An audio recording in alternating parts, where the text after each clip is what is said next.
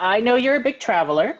Like I remember you talked a lot about your travel to Scotland last year. Did you get a chance to go to Spain? I did. I went to Toledo, which Oh, is it has a lot of stuff from the oh my God, the Knights of the Inquisition? the Knights of the Templar. So it has Oh, like those, the Holy Wars. There's so much Crusades, the yeah, Crusades. the Crusades, yeah. I'm sorry. I just turned in book 2 of Incendiary and my brain is like Oh, falling out of my brain, like my head. that's okay. um so I went to Toledo specifically because my mom's last name is Toledo, and they have a lot of really cool swords. So you could just buy tourist swords all over the place. Hmm. But what I wanted was like an actual real sword that I can, like learn how to Stab people with? do fantasy tricks with, so when I'm describing these scenes, I can describe Ah. the weight and the movement and how hard it actually is. And so I spent some time there. I really Spain was interesting because even though I understood the language, I still very much felt like an outsider, and it was strange. Mm, yeah. But Toledo was just incredibly beautiful. It just felt like this old place.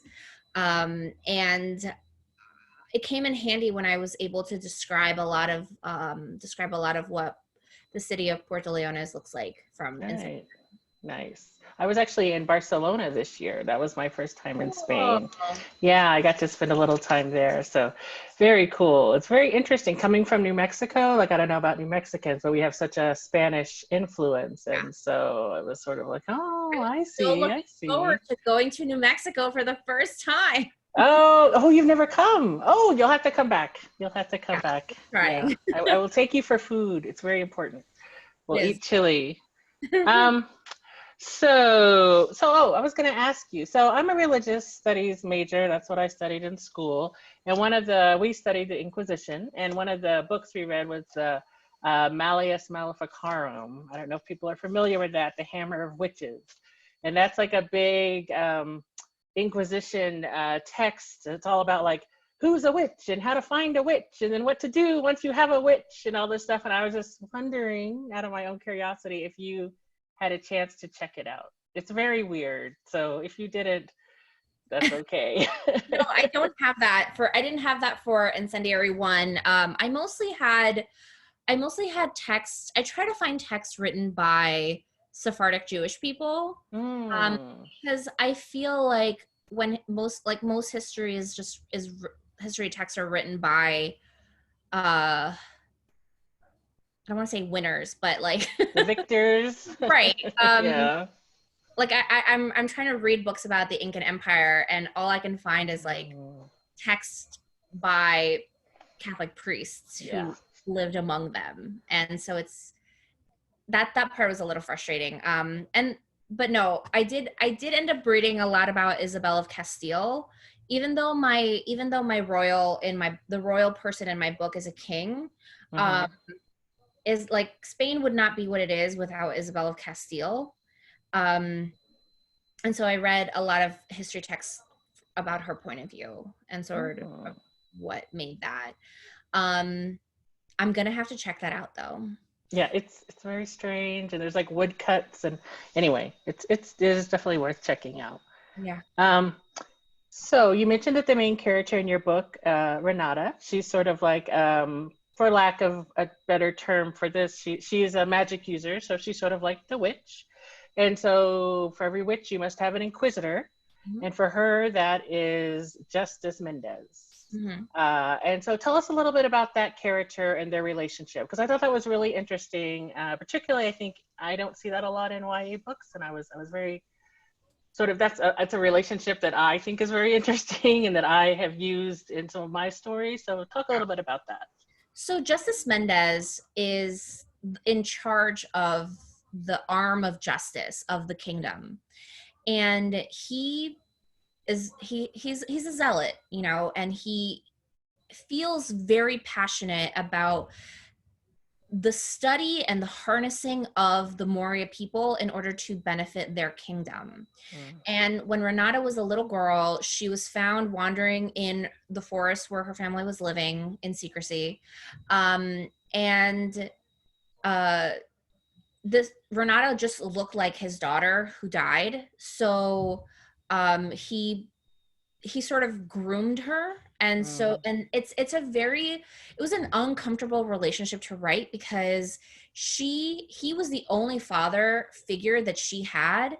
And even though he is actively trying to use her people and use her as a weapon, he's still a very twisted, sick part of him loves her as a daughter. And I think that I wanted to explore this idea of like how you can have somebody who cares about you but doesn't actually have your best interest at heart, and what does that look like for a teenage girl who might not know that this is happening. And because books are a safe place to explore these themes, I allowed myself to have that relationship between them, where she knows that he has to end, but part of her just is actively remembering what it was like when he gave her pretty dresses and like gave her candy every time she did a good job. And like that stuff doesn't go away, right? It leaves a trace on you. And it's trauma that she has to unpack. So it's very twisted and, well, it's complicated, right? It's complicated like real relationships are. So I really appreciate that. I thought it was very interesting. So Renata is the main character, but she's not the only one with powers. There are, if I'm counting correctly, there are 4 main sort of magic powers that characters have. She is a Robari, and you mentioned that she can steal memories, essentially, right? Yeah. So, and there are, I'm gonna probably fudge the saying of the Persuari? Persuari, yeah. Yay! And the Ventari and the Illusionari. So talk a little bit about each of those magics and your magic system in general, because I thought it was really unique. I don't think I've seen a magic system quite like this before. So the magic system in Incendiary is, I wanted to try something that wasn't elemental based. And I love elemental magic. I do it for my Brooklyn Bruja series. All of my brujas, witches, like can harness some sort of like element power. But so for this, I wanted something that was like more sensory magic, like the magic of your mind and your heart. And so the Robari can steal memories, the Ventari can see into your minds, the Persuari can persuade emotions into action, and the Illusionari can create glamour and illusions. And so the way that I came up with it was I took Spanish words. So robar means to steal. So robari. Ventana is the Spanish word for window. So it's like a Ventari can look into your mind like they're looking in a window. Persuari, persuasion, obs, and illusionary, illusions. So, you know, that's not much of a stretch, but but yeah, that's it. And so I have to ask the obligatory question, like, which is your favorite power and which one would you choose for yourself? So I actually, somebody asked me this a couple of days ago, and I said Ventari because I have so much anxiety about what people think of me that I'm like, oh, this would quell that. This would stop me from like imagining that everyone hates me or is mad at me for some reason, no reason. And then they were like, but what if they actually do? And then I'm like, oh, right. You don't actually want to know. So in that case, I would be an illusionary, because then I would never have to put on makeup or even clothes. I would just be like, it's an illusion. I'm ready for every Zoom meeting. Yeah, yes, excellent. Very cool. So one of the things we've touched on is this memory, or the stealing of memories as like a power. And memory is really big in this book.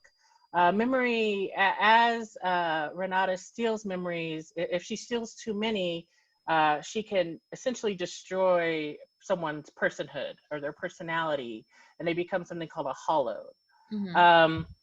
And so the idea that if you don't have memories, you don't exist, you're not a person, I thought was really powerful.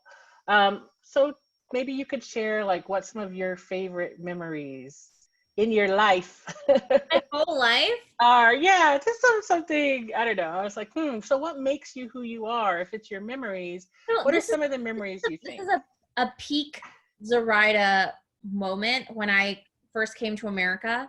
I was 6 years old, and Selena Quintanilla, the original Selena, was very big. And so I wanted to, in order, like my final trip of moving from Ecuador to New York, I wanted to dress like Selena. So my aunt made me pants that were they were like leggings, but it had that like bell at the bottom. So they were like literal bell bottoms. And I also had wooden clogs because the school that I went to in Ecuador had these like European girls that wore clogs. And I was like, oh, I want to wear those kinds of shoes. Just awful. And so then in the flight, I came by myself because my mom was already here with my brother and my grandmother and the rest of my family. And there was another boy my age who was also like by himself. And so we were both shepherded by the same flight attendant who took care of like the little children. And the entire time I was like, I'm in love with this boy. I was trying to get him to have a conversation with me, but he didn't want to talk to me. I think he was actually like 2 years older than me. So that's also another Zoraida Cordova story. And then when we got off the plane, I think it was JFK, didn't have the tunnels, the little walkways between the plane and the rest of the airport. So we had to come down. And this is pre 9/11. So I remember my family waiting on the tarmac. So you could actually go there. And they had a jacket for me because it was snowing and I was in clogs and bell-bottom pants. And then I just remember thinking like, oh, this is snow, this is cold, and I want to go back home and I want to get back on this plane and go back to, Ecuador. But now I'm a New Yorker, and I still think every time it snows, I like a little part of me thinks about the very first time I saw it snow. Wow. So that's who I am in like as like a regular person, boy crazy and irrational when it comes to clothing.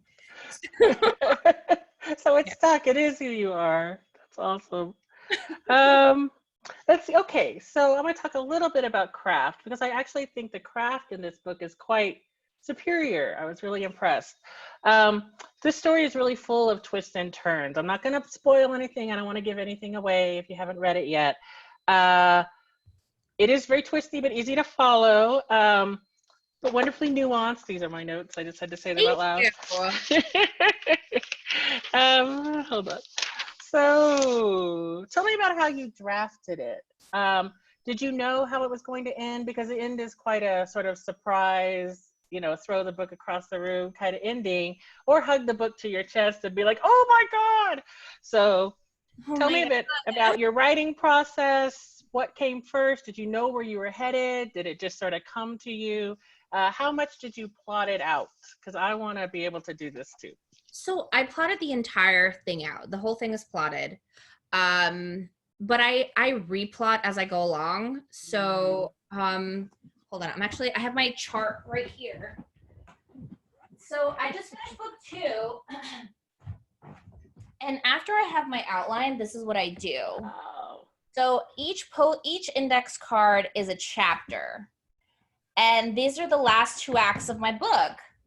Nice. I use the hero's journey, obviously, the Joseph Campbell, but I edit it because it wasn't very feminist.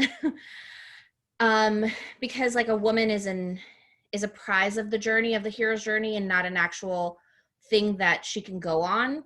But then there are other versions of it, like, is it Maureen Murdoch? I think it's Maureen Murdoch who did the heroine's journey as an answer to the Joseph Campbell. And I do act 1, 2, and 3. And then after I know exactly what's going to happen, I break it down chapter by chapter, but I only do it in acts because I know that as I'm writing, things change. All of a sudden, I spend longer on one scene than another.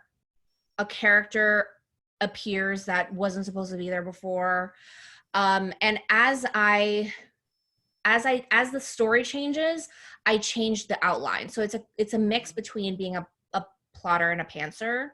And while I'm writing, I will look at my outline and I will say, what is the most unexpected thing that could happen within the confines of the already established rules? So I don't believe in doing twists that are just shocking for the sake of being shocking. I think that we have to lead the reader into this trap where they're like, oh, I was such a fool to go down this road, even though I should have trusted my gut, right? And so we have to leave these little breadcrumbs and trick people's readers' expectations, because I'm writing in young adult fantasy, and young adult fantasy has pre-existing expectations, and you write in adult fantasy, which I think has a lot more, you're allowed to do more stuff, I think. And be a little bit more experimental. So I feel like I know what my readers' expectations are going to be. So I have to do enough to trick people and to also like write a convincing story. Right. So. Sort of like how in romance you have a happily ever after as your goal, but you can certainly play within the confines of that, right? Absolutely. And you don't want to break the rule, right? Yeah. So it's an interesting balance, and I love plotting and outlining. Like, if you ever need help plotting a book, call me. It is my favorite thing to do, because it is like, I don't play video games, but this is my version of video games where I'm like, oh, what if we move these people here? And so when I have battle scenes, I will lay out my Funko Pops and all of my action figures and put little names on them, and I'll move them around like a chessboard and be like, okay, now I know where everyone is so that I don't lose anybody on the page. Yeah. That's awesome. So I did see today, I think you said today, in a tweet that you turned in the original draft of this and it was 130,000 words. Is that correct? Yeah. So how long did the final draft end up? I think it's 120. I think they wanted me so badly to cut it down to 90. And I would say, okay, and I would cut, but then as I was revising, I would just add it back. Add it back in. And I'd be like, well, this is necessary if you want me to write this plot point. Like, I can't just write it and move on. You have to react and you have to sit in a moment. And also, it's a cool world. Like, we want to sit in it. I think that publishers paper costs a lot of money, so they don't want you to write a book that's over 100, like a certain amount of pages to begin with. 2, I think that publishers are afraid of losing readers in, like, if your book is too long, you're going to lose a reader. And I don't think that's true. I think that if you write compelling characters and if you write a world that's interesting enough that you want to linger, I think that readers will want to stay. So my hope is that readers will want to stay so that I can prove everybody that I'm right. Yeah, I think after you get to about the 50% mark in your book, I dare people to put it down. Like, it is just like, you're like, I need to know what happens. Like, as things start to unravel, which they do, you got to know what comes next. So I know you're super prolific. This is your 13th book, is that right? Yeah. And you have 3 books coming out this year? Yeah. Not including short stories? No. So how do you do that? Outlines. Oh, okay, right. I'm serious. I think that there's some books that can't be outlined. I truly believe that. I have one book that comes out in 2021, and the more I try to outline it, the less sense it makes. So I just decided to just write it without like breaking all of my rules. But I think that in order for me to maintain a schedule, like I've been writing the 3 books that are coming out this year, I've been juggling them since 2017. So it's not like I'm writing them side by side or on top of each other. I've been alternating them. And so as soon as I turn one in, I get another one back. And one is middle grade. So one is called The Way to Rio Luna. And it's about a boy, an orphan boy who's searching for a gateway to this place called this fairyland called Rio Luna, where he believes that his missing sister has been for the last 2 years. And it's my take on fairy tales and fairy stories. And there's a jackalope, like a we know what jackalopes are. Yes. Yeah, it's a 5-foot-tall jackalope prince, and his name is I'm like, is he hot? No, okay, I'm sorry. Let me stay focused. Middle grade. Yeah, I will write you a jackalope romance. I will. Please do. So that one's coming out, and also middle grade is shorter, so it's 50,000 words. It's less than half of Incendiary. And then the third book is the third and final Brooklyn Bruja book called Wayward Witch, and it's my take on fairyland. So like elves and fairies, except it's set in the Caribbean. So what does that even look like? Oh, that's cool. Thank you. And so I've been juggling all of those back and forth, and now it's all here, and all of my books are coming out during a pandemic. You're just lucky that way. That's fine. Awesome. Okay, so we only have about 10 minutes, and I'm going to shift gears a little bit and talk about Star Wars, because I'm sure some folks are here to talk about Star Wars. So you have 2 Star Wars works, I believe. The YA novel, In Support of Galaxy's Edge, that Crash of Fate, which you showed us earlier. And then you have a Clone Wars short story coming out in August in an anthology that we're both in. So that's exciting. So I want to talk a little bit about Star Wars. How did you get the first Star Wars gig? How did that all go down? I have one story before all of that. I have one in From a Certain Point of View, the charity anthology that we all did. I wrote the Tonika sisters, who are 2 bounty hunter sisters who were the only 2 women or visible women in the cantina scene in there. So I was like, oh wow, like what are you doing there? Like everyone else is an alien or something. I mean, they're aliens too, but we don't call them aliens in Star Wars.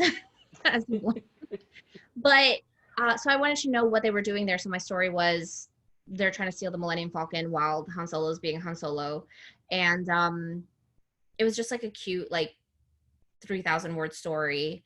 And then from there, they were looking for somebody to do YA romance for the new theme park, for a novel set in the new theme park in Galaxy's Edge, Batuu.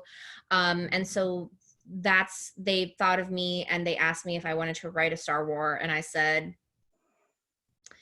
yes. Where do I sign? How much blood do you need from me? Right. I'm sure you felt the same way. Yes, absolutely. And so that's pretty, I don't know, it's a pretty big deal to write a romance in the Star Wars universe. I feel like there's a lot of romance in the Star Wars universe, and maybe people don't say that, but clearly I think it's there. But yours is pretty explicit. Hey, this is a romance. Yeah. So how do you feel like it's been received? Do you think people are looking for that? Did you enjoy it?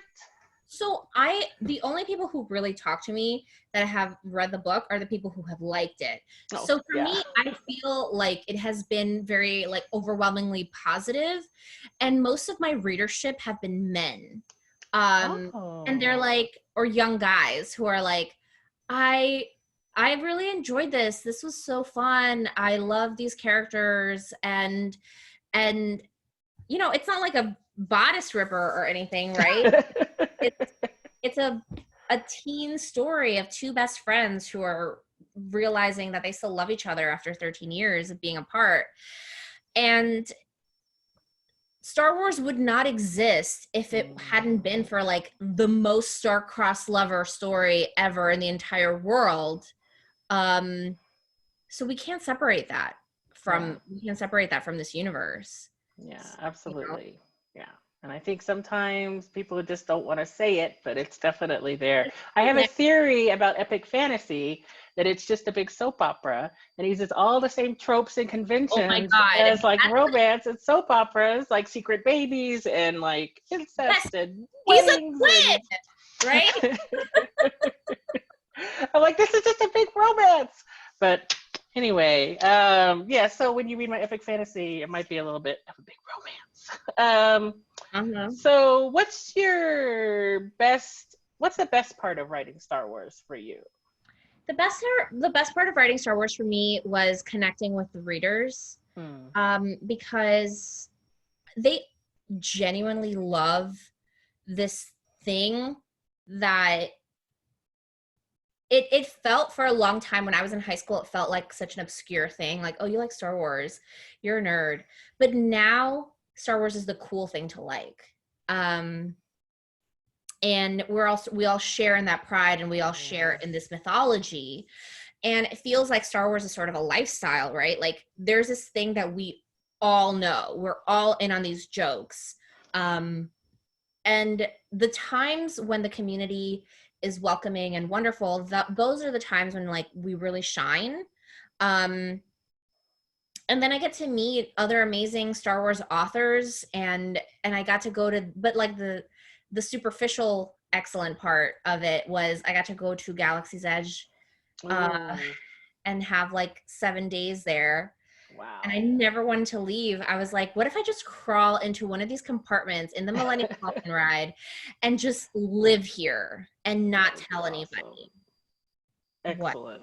I don't think that's superficial. I think that's actually really important.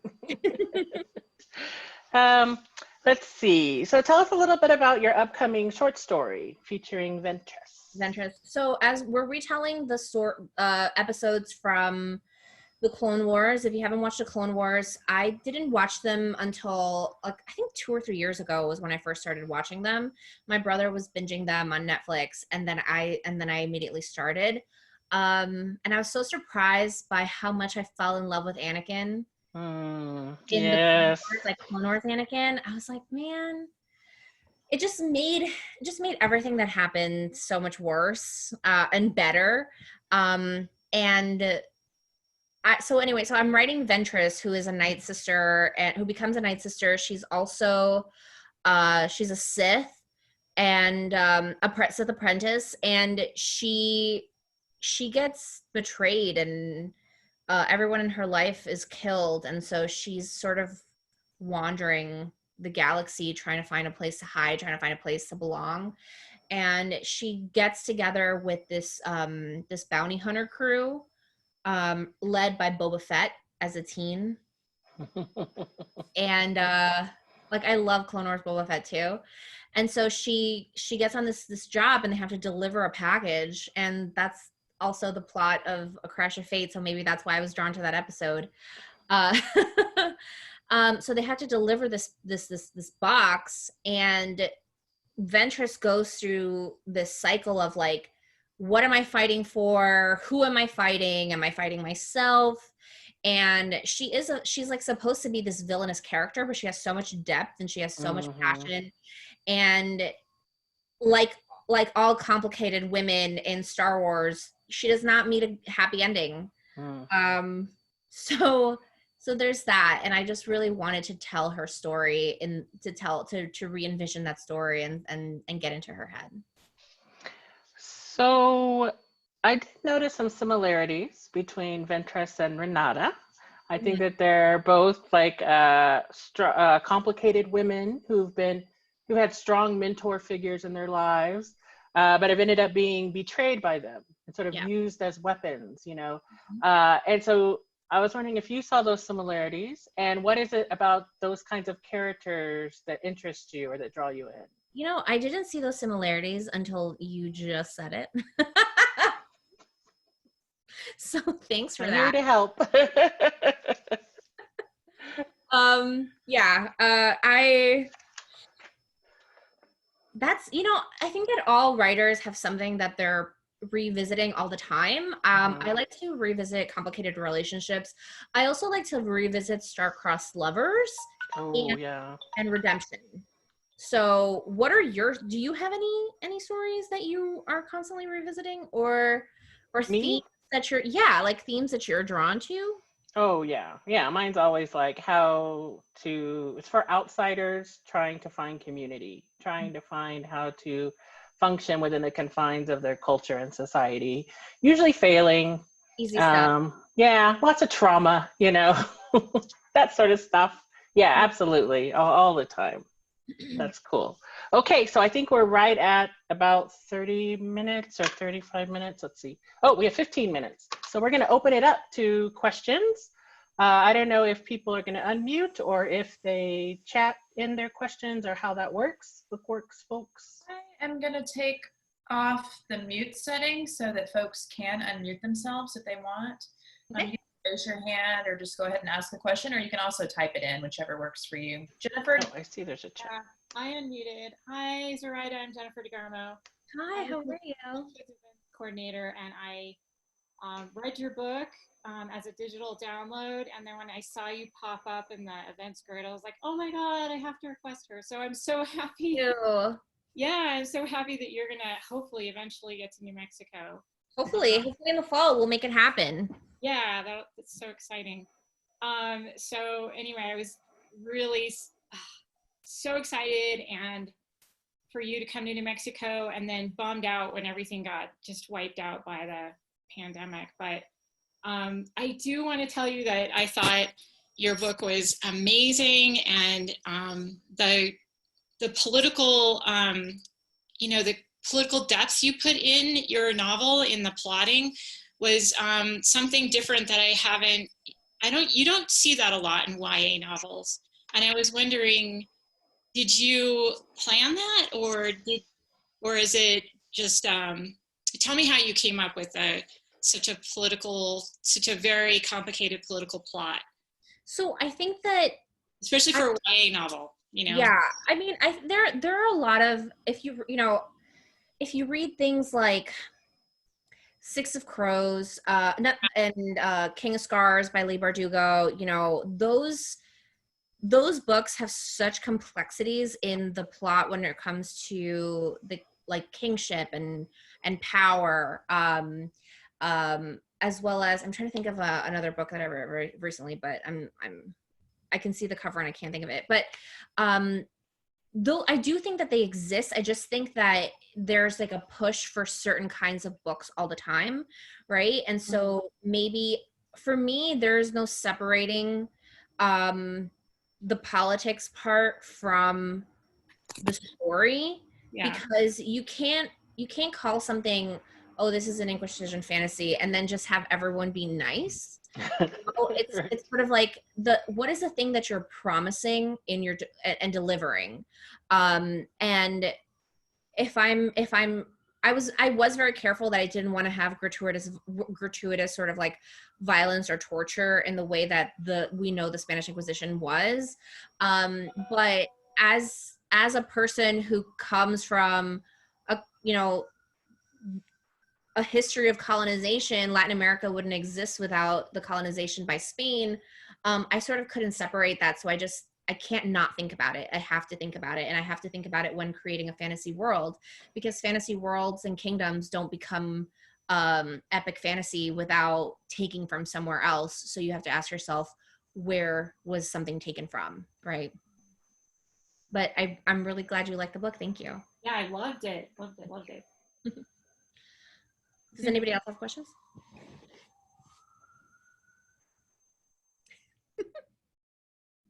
Nope. Well, I do want to also say that the female lead is super strong, right from the very beginning, and it felt very refreshing. So I'm so glad that you led with that. So thank you. I have another question too. Yeah. If I'll just throw this out. So this is YA, right? But you do have some sexy times in your book. uh, and it is fade to black, sort of off screen. But it's also really important, I think, to the plot. I don't think you just sort of threw it in there. I think it really adds gravity to the situation. But how did you decide to do that? Was that a difficult decision because you really don't see a lot of even off-screen sex in YA? At least I haven't experienced it. You have to read Cassandra Clare books, man. Oh, I read the first series and the Clockwork. If you read her best series is the spinoff, the LA Shadowhunters.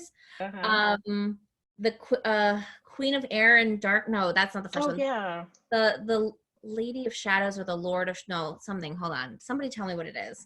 But it's the New Mortal Instruments. The New Mortal Instruments series, and it is about two friends who absolutely cannot be together, but they are in love. And she definitely has like on the page sexy times, and I think that the reason I did it was because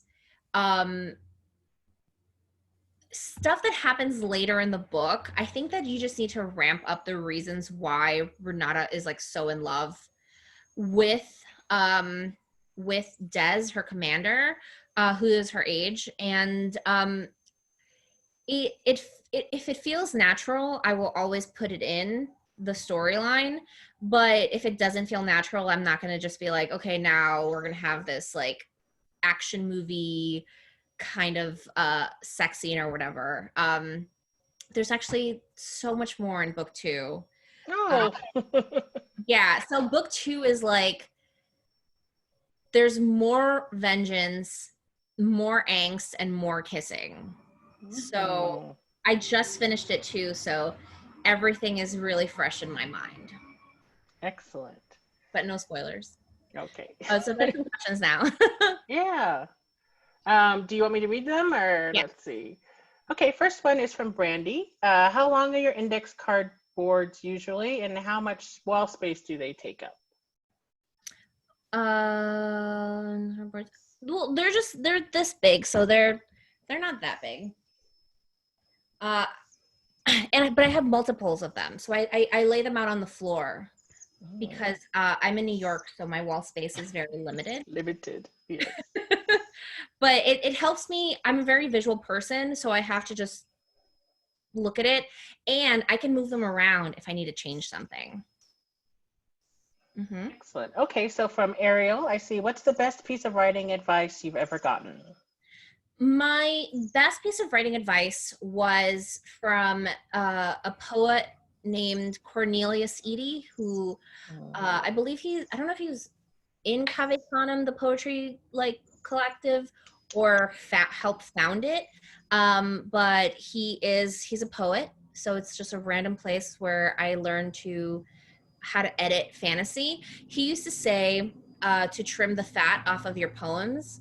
So you write whatever you want to write, and then when you're editing, it's sort of like you're trimming the fat to leave like all of the delicious like meaty parts. And I think I still do that. I do that with my fantasy. So I have very, very heavy books, and as I'm editing, I carve out what I'm actually going to need. But in order for you to realize that, you have to just get it all out there first. Right. It's hard to know what your story is even about until you finished writing it. Yeah. Yeah. Sometimes they take on a life of their own. Okay, so Jen says, not book related, but what's your favorite food or section in Galaxy's Edge? Oh my God. Okay, so I love Oka's Cantina because of all the cocktails that are there. And my favorite one is the Fuzzy Tauntaun. It's a Fuzzy Tauntaun, right? Did you have any of them? Have you gotten to go before?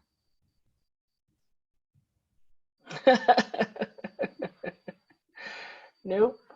Yeah, so I got to, it's the cantina just feels like everything that I loved about Star Wars when I was a kid, because it's this like these illicit places with like dark, scum and villainy, but everyone's just listening to very, very happy music.